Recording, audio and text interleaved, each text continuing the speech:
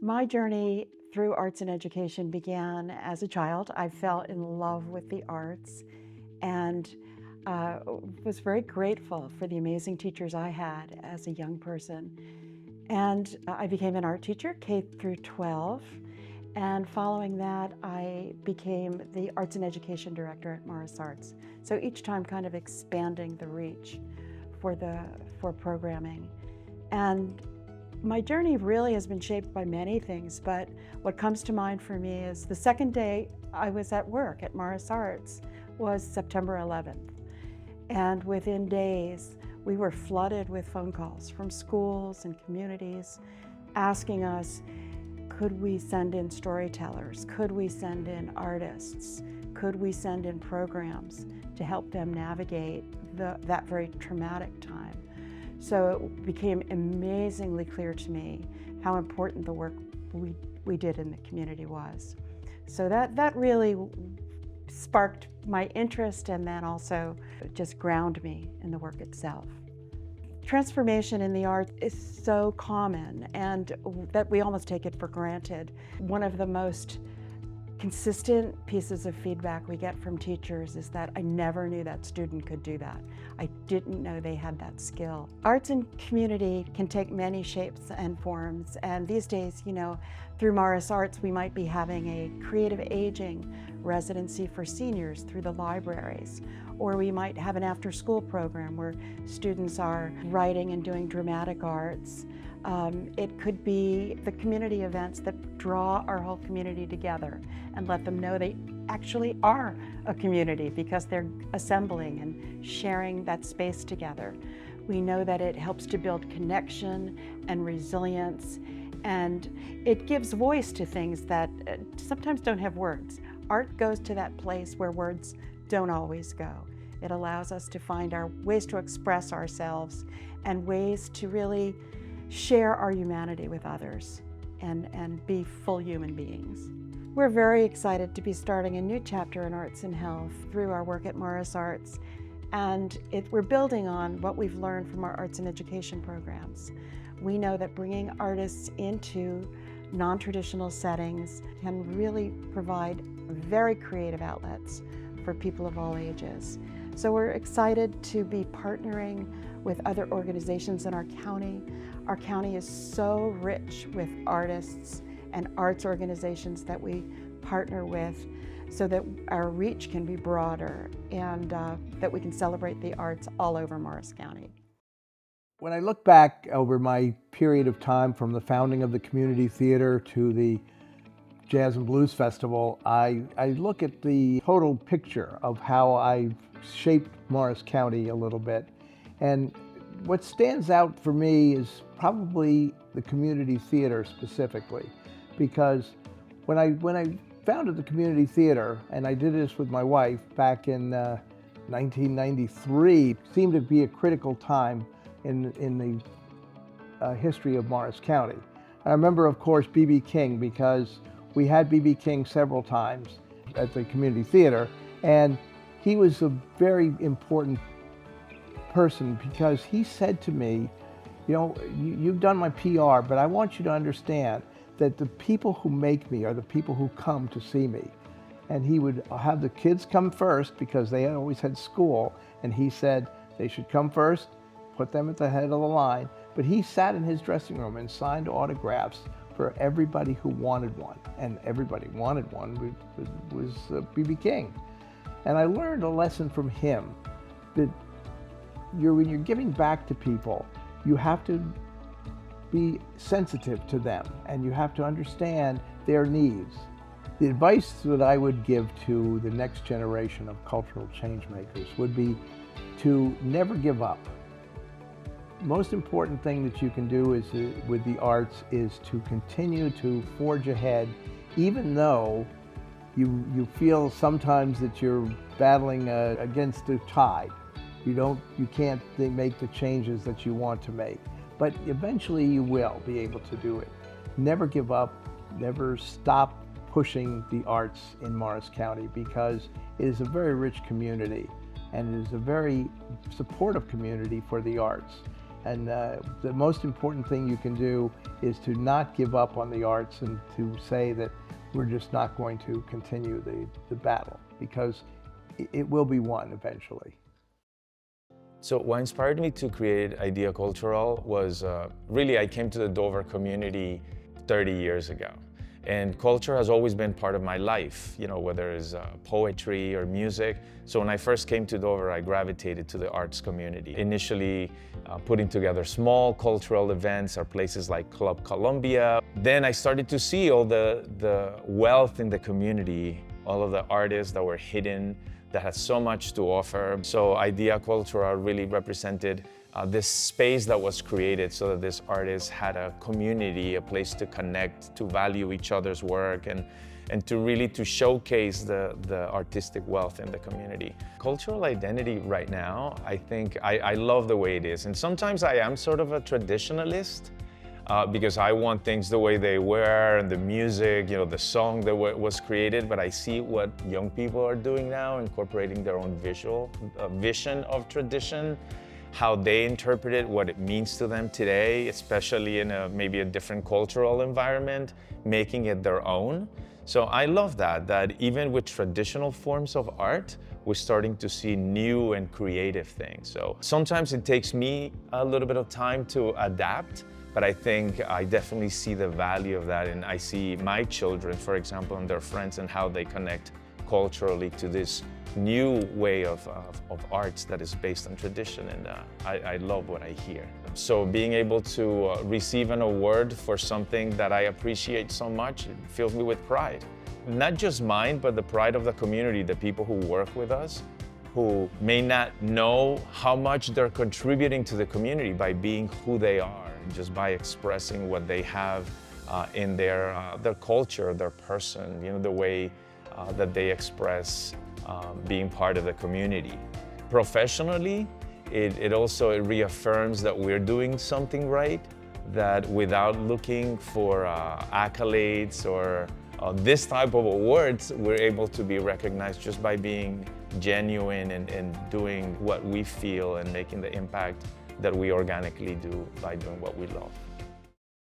When the governor, at that time, the Governor McGreevy's administration was trying to zero out the arts funding, we went and lobbied down in Trenton to get the legislation passed for the hotel and motel fee, which is a dedicated source for funding for the arts. The second piece is in 2017, when the Trump administration tried to zero out the NEA funding, we all converged in Washington, D.C., lobbied to get that money restored. In fact, we not only got it restored, we got the increase in the funding. My name didn't get picked out of a hat.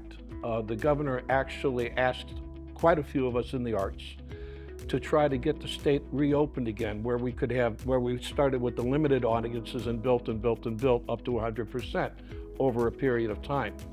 And that was probably the first step. The second step was advocating for the legislation that helped reopen the theaters financially. Getting into the business, I would say, follow your passions, not your dream. I was a freshman in high school, and I dreamt at that time of being an actor. The dream fell apart when Father Hawk, who was our drama instructor, said, I don't think you're right for that part. What I suggest is, why don't you work on the backstage crew, doing scenery and lighting? And as soon as I stepped onto that stage, backstage, the showbiz bug bit me. That became the passion. He saw that in me and I didn't. That's how it happened. And that's been my passion through my entire career. Soon after arriving 2 years ago, I realized that we were actually designed to be an engine for curiosity and wonderment here at the Morris Museum. And so everything that we've been doing ties back to that idea that people come to this museum to be enriched, to be enlivened, to be reconnected with their own humanity. And so it's our role to present excellence. It's our role to be maximally welcoming. And it's our role to look at what we have here, this setting, this public, these collections, and really use their strengths, draw out their strengths to generate a positive conversation about what it is to be alive today. One of the great opportunities we've had recently was doing a mid-career retrospective with the Connecticut-based artist James Prosek. James uses traditional techniques to address a very contemporary conversation about our changing environment. James, in his wonderful polymath way, is both a writer and a filmmaker and a visual artist and a great collaborator. And so that project alone opened up all kinds of possibilities for us. From interesting projects we did with our K-12 education programs, where we invited students in our local schools to actually be as creative and inventive as James in his weird combinations of different animate and inanimate objects into new designs. We commissioned a concert from the Princeton Singers, a choral evening that drew on global music to celebrate and react to nature and to James's beautiful show. It was an opportunity for us to do our first flight of television ads in years. In so many dimensions, that project, in a way, is a touchstone and a mini portrait of the kind of energy and connectivity we're striving for here at the Morris Museum. All of our work relies on collaboration. There's no way that we could be a modern and contemporary arts institution here in this wonderful part of the world and not take advantage of the many partners that are just waiting to be asked to come to the table and work together.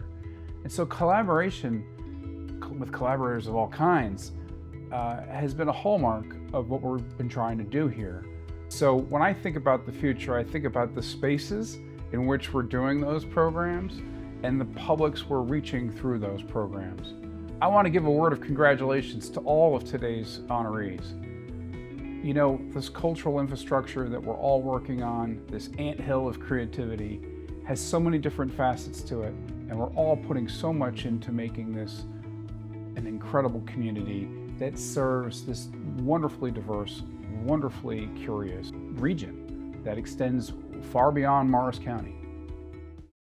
At Atlantic Health, we believe healing goes beyond medicine. The arts have a profound ability to comfort, inspire, and connect. And we see that every day in the lives of our patients, their families, and our caregivers. Receiving the Corporate Patron of the Arts Award affirms our mission of building healthier communities. It reflects our workplace culture, which values innovation, honors creative expression, and embraces the joy that comes from engaging with the arts. These moments of beauty and connection help reduce burnout, foster pride, and remind us why we do what we do. We're proud to stand alongside our community in supporting the arts, and we're grateful for this recognition that celebrates the heart of our mission. So what inspired Art in the Atrium's founding really was my father, Charles Craig. He is an attorney, a working attorney in Morristown, and he would always find himself in the Administration and Records building in the Morris County Courthouse complex. And what many people don't know is that there's a beautiful 4-floor gallery in that building. As my dad would be in the building for work, he noticed there was never any Black art on the walls. And so it really was inspired by my dad's desire to see more Black art in public spaces in Morristown. And so he convinced my mom that they should start a Black History Month exhibit in the building. They convinced their friends, the Boldens, Artie Bolden and Jackie Bolden, I want to make sure I speak their name, also important founders of the organization. And they together put the first exhibit up in 1992. And they really thought it would just be a one and done. They thought, okay, we'd do this one exhibit and that would be it. But the community insisted that they continue. And so 33 years later, and we're actually moving into our 34th year of exhibiting Black fine art in Morristown, we're still here. The two exhibits, there were two that really stick out in my mind as being transformative shows in Art in the Atrium that also helped to transform artists' lives and the community. The first is our Bisa Butler exhibit. She was our featured artist in 2015. And so my mom and Bisa had a really nice connection, and my mom knew, before she was the great Bisa Butler that she is now, knew she was going to be phenomenal. It was the first time that you saw someone take a quilt and turn it into a portrait.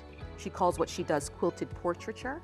And she was taking different fibers, different images from that time in the 60s, where Black folks were fighting for freedoms, for civil rights, for voting rights, to bring out the images and the feeling that those images evoked through quilts. I think that was probably a really transformative time for someone seeing an art exhibit to really understand the quality and the value of what they are viewing on the walls. My hope for the arts in Morris County, specifically in Morristown, is that we continue to grow, that we continue to be supported by the administration here, that we're highlighted. I'm hoping that we're taken more seriously and artists' work is taken more seriously in the county.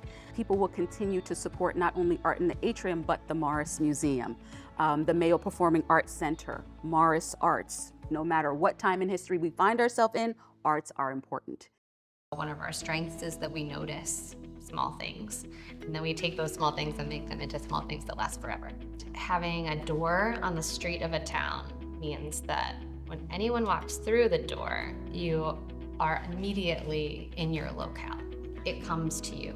We love to meet our clients in person within 24 inches. We love to see a wide range of what you wear and how you wear it and what it means for you to have objects and when they're important and what jewelry has been to your family. It's such an honor to be recognized for building a creative life and for committing to that as the path that we live by. But the enduring impact of the work is really in how the woman feels when she puts those earrings on, and she is more powerful because she stands a little straighter, because she feels a little more beautiful. It's one of my favorite things is when someone comes in to pick up a piece that they've talked about and you designed or we designed, or that they see in the flesh this thing that didn't exist but shows them how much they've been heard and how much their intentions and their feelings matter. There are ladies who have probably never jumped up and down in their lives who have jumped up and down when they picked up their commission necklace. Sometimes you don't inside have what it takes to get through the hard moments, but the other people that support your work can hold it for you when you don't have it. They're your clients, they're your customers, they're your friends, they're your family. Let them hold it and then jump back in when you're ready.